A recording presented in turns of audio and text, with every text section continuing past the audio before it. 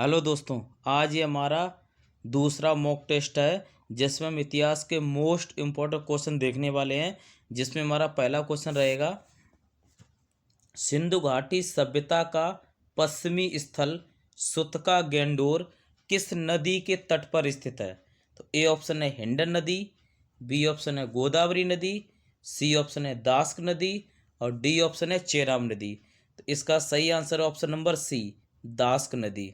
तो सिंधु घाटी सभ्यता का पश्चिमी स्थल सुतका गेंडोर दास्क नदी के तट पर स्थित है। तो ए ऑप्शन है हिंडन नदी। जो सिंधु घाटी सभ्यता का पूर्वी स्थल आलमगीरपुर वो हिंडन नदी के तट पर स्थित है। और बी ऑप्शन हमारा है गोदावरी नदी।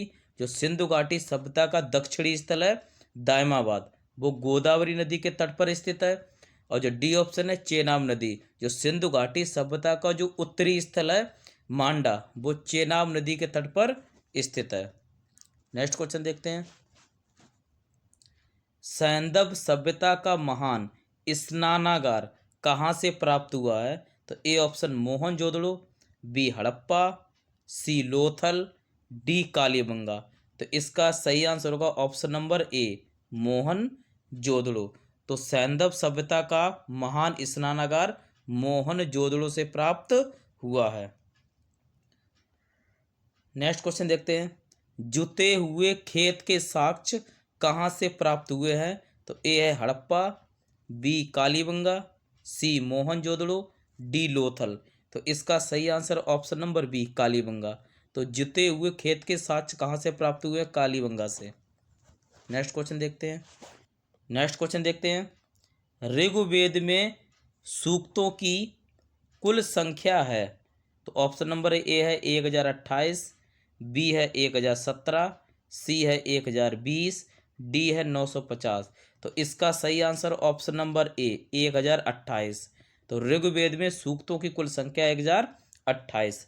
नेक्स्ट क्वेश्चन देखते हैं, ऋग्वेद में निम्न में से किस नदी का उल्लेख नहीं है? ए गंगा नदी, बी यमुना नदी, सी ब्यास नदी, डी गोमती नदी। तो इसका सही answer option number C, Beas नदी। तो ऋग्वेद में ब्यास नदी का उल्लेख नहीं है। नेक्स्ट क्वेश्चन देखते हैं, ऋग्वेद में किस नदी को विपाशा के नाम से जानते थे? ए रावी नदी, बी गंगा नदी, सी ब्यास नदी, डी सतलज नदी।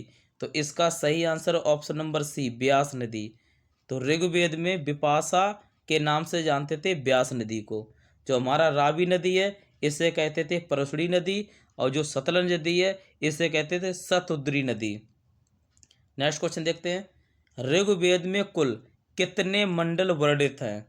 ए 10, बी 12, सी 11, डी 15। तो इसका सही आंसर ऑप्शन नंबर ए, 10। तो ऋग्वेद में कुल 10 मंडल वर्णित है। नेक्स्ट क्वेश्चन देखते हैं, हड़प्पा की खोज दयाराम साहनी द्वारा किस वर्ष की गई थी? तो ए ऑप्शन है 1837, बी है 1922, सी है 1921, डी है 1920। तो इसका सही आंसर है 1921। तो हड़प्पा की खोज दयाराम साहनी द्वारा 1921 में की गई थी। नेक्स्ट क्वेश्चन देखते हैं, किस हड़प्पा स्थल को मुर्दों का टीला कहा जाता है? तो A Lothal, B Dholavira, C Mohenjodaro, D Kalibangan. तो इसका सही answer option number C, Mohenjodaro. तो मुर्दों का टीला कहा जाता था मोहनजोदड़ो को। नेक्स्ट क्वेश्चन देखते हैं, ऋग्वेद के 10वें मंडल के नदी सूक्त में प्रथम नदी किस नदी को माना गया है? ऑप्शन नंबर ए यमुना नदी, बी रावी नदी, सी सतलज नदी, डी गंगा नदी। तो इसका सही answer option number D, Ganga नदी। तो ऋग्वेद के 10वें मंडल में प्रथम नदी गंगा नदी को माना गया है। नेक्स्ट क्वेश्चन देखते हैं, ऋग्वेद में गंगा नदी का उल्लेख कितनी बार हुआ है? ए 1 बार, बी 2 बार, सी 4 बार, डी एक भी बार नहीं। तो इसका सही आंसर ऑप्शन नंबर ए, 1 बार। तो ऋग्वेद में गंगा नदी का उल्लेख 1 बार हुआ है। नेक्स्ट क्वेश्चन देखते हैं, जैन धर्म के संस्थापक कौन थे? ए महावीर स्वामी, बी अजितनाथ, सी पार्श्वनाथ, डी ऋषभदेव। तो इसका सही answer option number D Rishabhdev. तो जैन धर्म के संस्थापक कौन थे? ऋषभदेव। अगर आपसे कहा जाए कि जैन धर्म के वास्तविक संस्थापक कौन थे, तो महावीर स्वामी होंगे। नेक्स्ट क्वेश्चन देखते हैं। जैन धर्म में पूर्ण ज्ञान के लिए कौन सा शब्द प्रयोग किया गया है? तो ए जिन, बी रत्न, सी कैवल्य, डी निर्वाण। इसका सही ऑप्शन हो जाएगा ऑप्शन नंबर सी कैवल्य। तो जैन धर्म में पूर्ण ज्ञान के लिए कैवल्य शब्द का प्रयोग किया गया है। नेक्स्ट क्वेश्चन देखते हैं। भगवान महावीर का प्रथम शिष्य था? A Yosud, B Vipin, C Jamali, D Prabhas. तो इसका सही answer option number C Jamali, जो उनके दामाद माने जाते हैं। नेक्स्ट क्वेश्चन देखते हैं। महावीर स्वामी की मृत्यु निम्न में से किस स्थान पर हुई थी? A Rajgir, B Sanchi, C Pawapuri, D Samastipur. तो इसका सही answer option number C Pawapuri. तो महावीर स्वामी की मृत्यु पावापुरी नामक स्थान पर हुई थी। नेक्स्ट क्वेश्चन देखते हैं। सत्यमेव जयते शब्द कहाँ से लिया गया? A Manusmriti, B Bhagavad Gita, C Rigveda, D Mundaka Upanishad. तो इसका सही answer option number D Mundaka Upanishad. तो सत्यमेव जयते शब्द मुंडक उपनिषद से लिया गया है। नेक्स्ट क्वेश्चन देखते हैं। महाभारत मूलतः किस रूप में जानी जाती है? ए बृहत कथा, बी जय संहिता, सी बृहत संहिता, डी ब्राह्मण। तो इसका सही आंसर ऑप्शन नंबर बी जय संहिता। तो महाभारत मूलतः जय संहिता के नाम से जानी जाती है। नेक्स्ट क्वेश्चन देखते हैं। गौतम बुद्ध के समय का प्रसिद्ध वैद्य जीवक किसके दरबार से संबंधित था? A Ashok, B Udayan, C Bimbisar, C Prasenjit. तो इसका सही answer option number C Bimbisar. तो गौतम बुद्ध के समय का प्रसिद्ध वैद्य जीवक बिंबिसार के दरबार से संबंधित था। नेक्स्ट क्वेश्चन देखते हैं।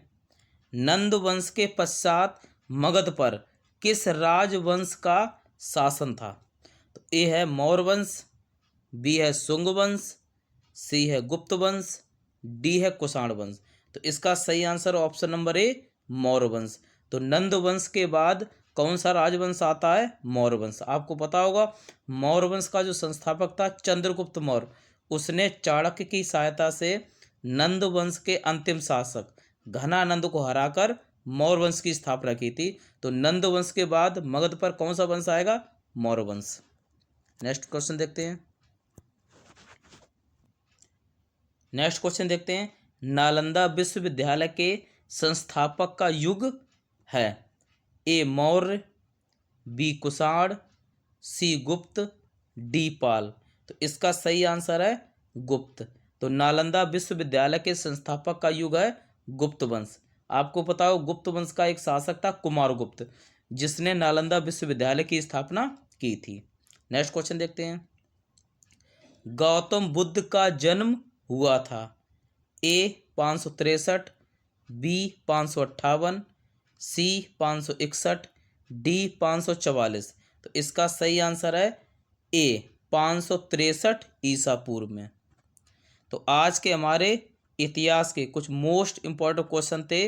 अगर आपको वीडियो अच्छा लग रहा हो तो कृपया लाइक करें, शेयर करें और चैनल को सब्सक्राइब भी करें। जय हिंद।